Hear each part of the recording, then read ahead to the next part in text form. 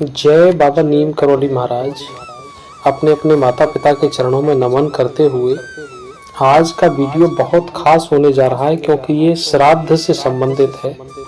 और ये श्राद्ध के दिनों में अपने घर के बुजुर्गों की पूजा अर्चना तर्पण करने के लिए, ताकि वो घर में कोई भी परेशानी पैदा ना करें। जिसके घर में भी पितर नाराज होते हैं उनके घरों में बहुत सारे काम नहीं बनते हैं। जैसे बच्चे नौकरी के लिए हैं तो एक एक दो दो नंबर से मेरिट में रह जाते हैं, शादियां नहीं हो पाती हैं और उनके घर मकान नहीं बन पाते हैं, दुकान नहीं चल पाती है। और सबसे बड़ी बात कि उनका मन अस्थिर रहता है, मैं ये करूं या वो करूं।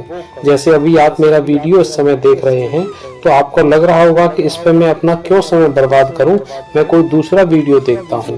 तो मैं आपको सही बात बता दूं, जिसके घर के पितर नाराज होंगे वो इस वीडियो को पूरा देख नहीं पाएगा, क्योंकि मन बुद्धि अस्थिर रहेगी। नहीं तो आप जांच करके देख लें। अगर आप पूरा वीडियो देख रहे हैं तो इसका मतलब आपके घर के पितर आपसे इतने नाराज नहीं है, मतलब घर में पितृदोष नहीं है। लेकिन फिर भी यदि थोड़ा बहुत अगर कुछ है तो उसके लिए आज इस वीडियो के अंतर्गत पूरा उपाय आपको बताया जाएगा कि पितृपक्ष के दौरान ये बहुत अच्छा मौका है, ये साल भर दोबारा मौका नहीं आएगा। और जिस तरह से मैं आपको बताऊंगा उस सरल विधि को तुम्हें कोई भी बताने वाला नहीं है कि आप इस तरह से कीजिए और आपके पितर प्रसन्न हो जाएंगे। आप श्राद्ध और तर्पण कीजिए, ये आपके घर परिवार के कल्याण के लिए बहुत लाभकारी, बहुत शुभ होने वाला है। तो वीडियो को पूरा लास्ट तक देखिए, बीच में छोड़ना मत, स्किप मत करना। और अगर आपने ऐसा किया तो समझ लीजिए कि आपके घर के पितरदेव नाराज हैं। और जरा सा भी अगर आपका सब कुछ सही है तो ये वीडियो आपके पूरे समय फोन में चलेगा। आज आपके बिना कुछ प्रयास किए हुए ये संयोग की बात है कि यह चमत्कारिक संदेश पितृपक्ष के दौरान आपको मिल रहा है। इसका मतलब है कि तुम्हारे पितरों ने तुम्हारी सुन ली है और बाबा खुद तुम्हारा पितर दोष दूर करना चाहते हैं। अब तुम्हारे पास इतना पैसा आएगा कि संभालते संभालते थक जाओगे, लेकिन फिर भी खत्म नहीं होगा। साथ ही साथ तुम्हारी जिंदगी में बार बार परेशानियां क्यों आती हैं, इतने सारे संकट क्यों बने हुए हैं, और जो तुम काम करते हो उसमें तमाम मुसीबतें आ जाती हैं। कोई भी काम तुम्हारा सही ढंग से नहीं बनता है, लेकिन ये संदेश तुम्हारी हर मुसीबत को दूर कर देगा। ये नीम करौली बाबा खुद अपने हाथों से तुम्हारी जिंदगी के दुर्भाग्य को सौभाग्य में बदल देंगे। और तुम्हारे पूर्वज तुम्हारे उद्धार के लिए धरती पर आए हुए हैं। यदि ये वीडियो आज आपको मिल रहा है बहुत अच्छी बात है, श्राद्ध के दिनों में मिल रहा है ज्यादा अच्छी बात है। लेकिन अगर ये वीडियो आपको श्राद्ध के बाद भी मिलता है तो आप उस तिथि को, बताई गई तिथि को, बताए गए उपाय को अगर आप कर देते हैं तो श्राद्ध जैसा तर्पण उस समय भी काम आएगा। लेकिन श्राद्ध में आप कर देंगे तो कम प्रयास में ही हो जाएगा।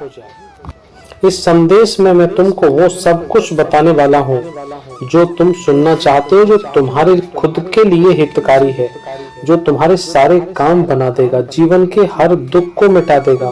तुम्हारे पास वो सब कुछ होगा जिसके लिए तुम तड़फ रहे थे।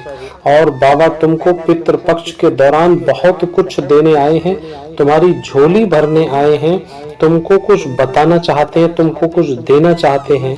ये बाबा का संदेश इसी तरह से संयोग से नहीं है, ये एक कोई न कोई बाबा की प्लानिंग है जो तुमको बहुत धनवान बनाना चाहते हैं, सुख समृद्ध बनाना चाहते हैं। तो आइए मैं आपको बताता हूँ वो सारी चीजें जो आपको पितृपक्ष के दौरान करनी है अपने अपने पितरों को शांत करने के लिए। सबसे पहला काम, अगर आप नीम करौली बाबा के सच्चे भक्त हैं तो चैनल को सब्सक्राइब कर देना और इस वीडियो को 11 जगह शेयर कर देना। 11 जगह शेयर करने से आपको वो पुण्य लाभ मिलेगा जैसे कहीं आप भंडारा कर रहे हो। तो इस पितृपक्ष के दौरान जब भी आप अपने बुजुर्गों का श्राद्ध तर्पण करते हैं तो सबसे पहले तो बड़े श्रद्धा भाव के साथ सुबह से ही इस निमित्त, हालांकि एक दिन पहले से ही तैयार हो जाते हैं मानसिक तौर पर कि आपको कल क्या करना है, तो सुबह से ही आप अपने बुजुर्गों को घर के बाहर या छत पर आमंत्रित करें उनको, और उनको बताएं कि आज आपका श्राद्ध है, अभी थोड़ी देर बाद सब कुछ तैयार होता है, हम पूजा अर्चना करेंगे। तो उनको बाहर पता लग जाए कि आप श्राद्ध करने वाले हैं। और उसके बाद अपनी श्रद्धा के अनुसार आप पे जो कुछ भी बन पड़े, जो कुछ भी आप पे उपलब्ध हो सकता हो, उनके निमित्त जो उनको पसंद हो वो सब सामान अपना लेके तैयार कीजिए। और हर जगह हर परिवार के अनुसार, उनकी परंपरा के अनुसार जैसे होता है आप वैसे ही कीजिए अपने अनुसार।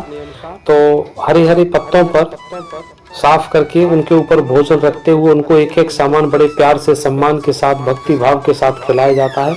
वही काम आपको करना है। उस समय कोई दुखड़ा मत रोना बिल्कुल भी, क्योंकि जो भी कोई पितृदेव भोजन करते हैं आप उनको बड़े प्यार सम्मान के साथ भोजन कराइए। भोजन कराने के बाद उनको जल तर्पण करें और बाहर छत पे, खुले में, कहीं भी जहाँ भी कोई आ जाते हो वहाँ कोई को भोजन करा दीजिएगा। कुश उपलब्ध हो, कुशा कुश, तो उसके द्वारा भी तर्पण कर दीजिए जल के द्वारा। और उसके बाद बड़े प्रेम से खिलाने के बाद, जल चढ़ाने के बाद, जब वो पूर्ण भोजन कर लें उसके बाद फिर उनसे आशीर्वाद स्वरूप मांगिए और उनसे कहिए कि हमारे घर के ये काम बिगड़े हुए हैं, कृपया सब उन कामों को हमारे को बनवा दीजिए। पितृदेव प्रसन्न होंगे, आपको आशीर्वाद देंगे। उनको जो कुछ भी हो सके तो कुछ ब्राह्मण को भोजन करा दीजिए, जैसा भी हो सके आपको उतना कर दीजिए। लेकिन ब्राह्मण को दान जरूर कर देना, चाहे 1 रुपए, 11 रुपए, 21 रुपए, 51 रुपए, आप जो भी कुछ देना चाहें। कुछ चाहो तो वस्त्र दे सकते हैं अगर आपकी सामर्थ्य है तो इस दौरान, और उनको चाहो तो एक समय का भोजन और उनके साथ रख सकते हैं। इनमें से आप जो भी आप कर सको, लेकिन मेरा मतलब है श्रद्धा भाव के साथ इतना कर दीजिए अपनी पारिवारिक परंपरा के अनुसार।